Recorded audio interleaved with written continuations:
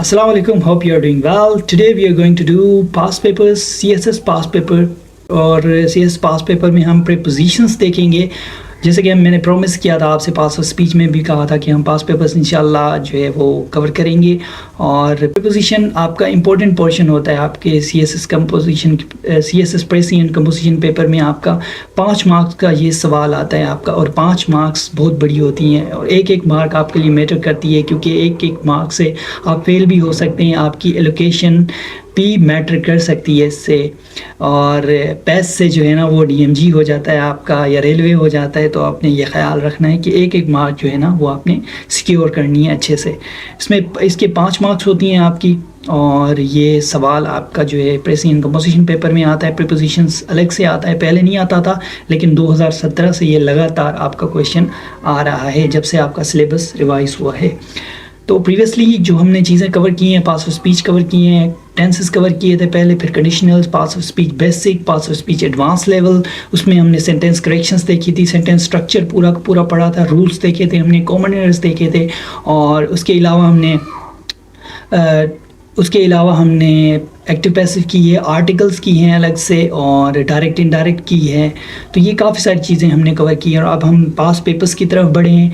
सारे के सारे जो भी पास पेपर्स में पोर्शन आए हैं वो हम इंशाल्लाह कवर करने की कोशिश करेंगे।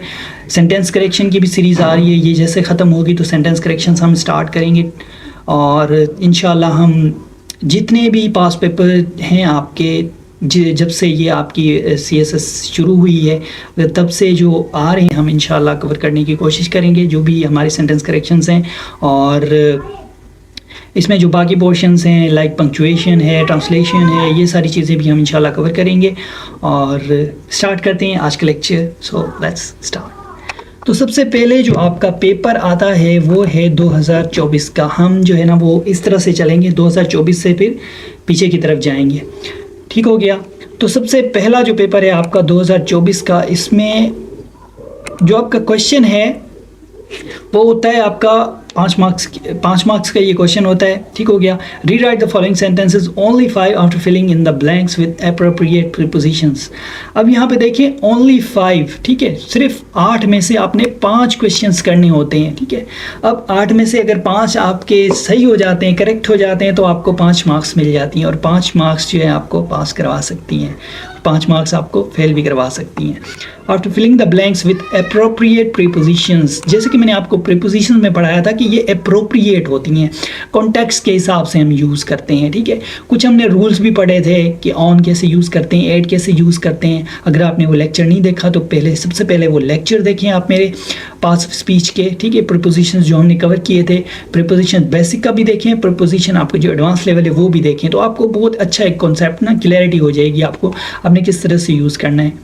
ठीक हो गया। अब सबसे पहला जो क्वेश्चन है आपका, his research is characterized dash a deep understanding of genetic mutations. अब इसमें क्या आएगा, सोचें आप क्या आ सकता है। ठीक हो गया। अब इसमें आपका आएगा हिज रिसर्च इज कैरेक्टराइज्ड, अब कुछ लोग इसमें विद लगाएंगे, with a deep understanding of genetic mutations, लेकिन इसमें विद नहीं आएगा, इसमें आएगा आपका बाय।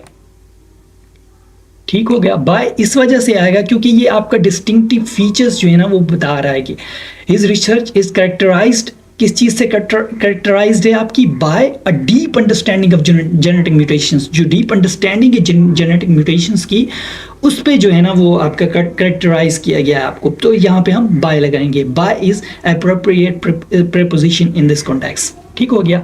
उसके बाद 2 है आपका, the solution is contingent dash various factors. अब जब आप फैक्टर्स की बात करते हैं तो जाहिर सी बात है आप ऑन यूज करेंगे। ठीक है।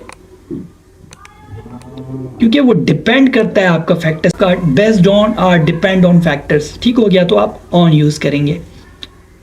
उसके बाद क्वेश्चन नंबर 3 है आपका, the experiment is predicated dash the assumptions on off uniform conditions. अब ये सेम आपका जो वही फैक्टर्स वाली बात है, कंडीशंस वाली बात है। The experiment is predicated on, ठीक हो गया, on assumptions, on the assumptions of uniform conditions की बात कर रहा है, फैक्टर्स की बात कर रहा है, तो यहाँ पे हम ऑन लगाएंगे। ये आपका एप्रोप्रिएट प्रीपोजिशन है। उसके बाद नेक्स्ट है आपका क्वेश्चन नंबर 4 है आपका, the project is commensurate dash the skills of research team. अब यहाँ पे आप समझें, ठीक है, द प्रोजेक्ट इज कमेंसुरेट। अब यहाँ पे आप क्या लगाएंगे, सोचें क्या हो सकता है। पॉज करें एक मिनट, सोचें क्या हो सकता है।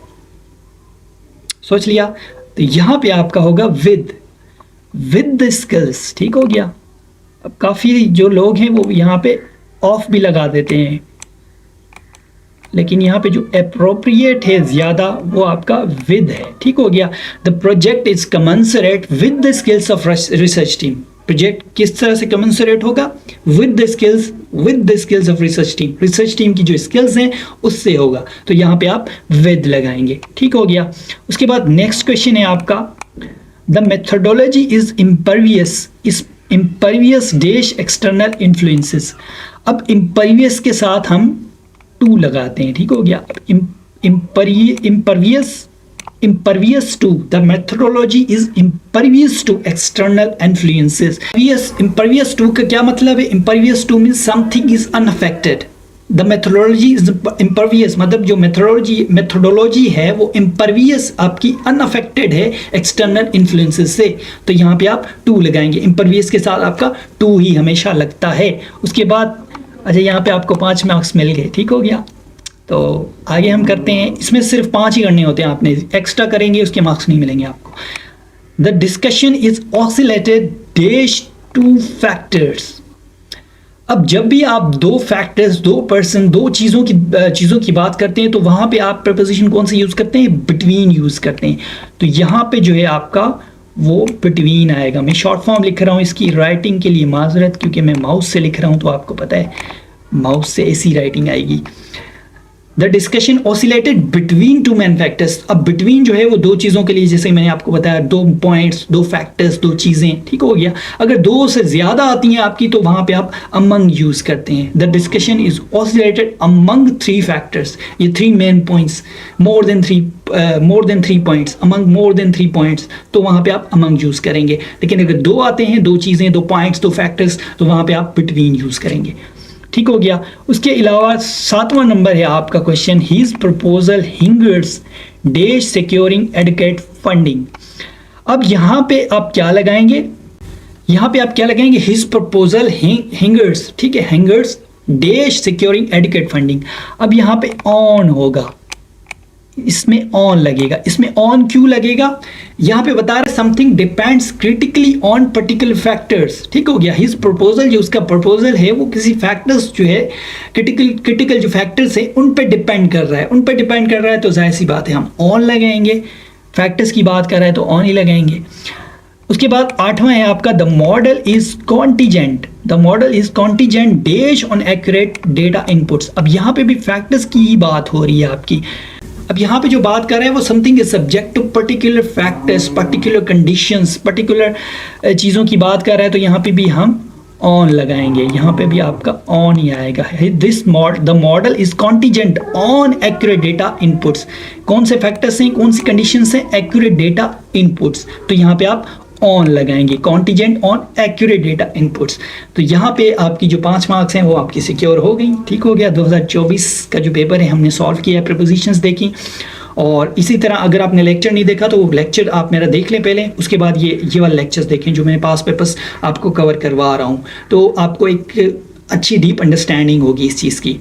तो यहाँ पे आपका लेक्चर जो है वो कंप्लीट होता है। यहाँ पे हमने 2024 का पेपर कर लिया और फीडबैक क्लास में दें कैसा लगा आपको लेक्चर, और अगर कोई कन्फ्यूजन है तो आप कमेंट सेक्शन में पूछ सकते हैं। I will respond very quickly. ठीक है, I will respond as soon as possible. और फीडबैक लाजमी दें। फीडबैक आपको मुझे ज़रूर चाहिए, पॉजिटिव हो या नेगेटिव हो, जो भी है वो मुझे चाहिए आपसे। ठीक हो गया। Thank you so much. अल्लाह हाफिज़।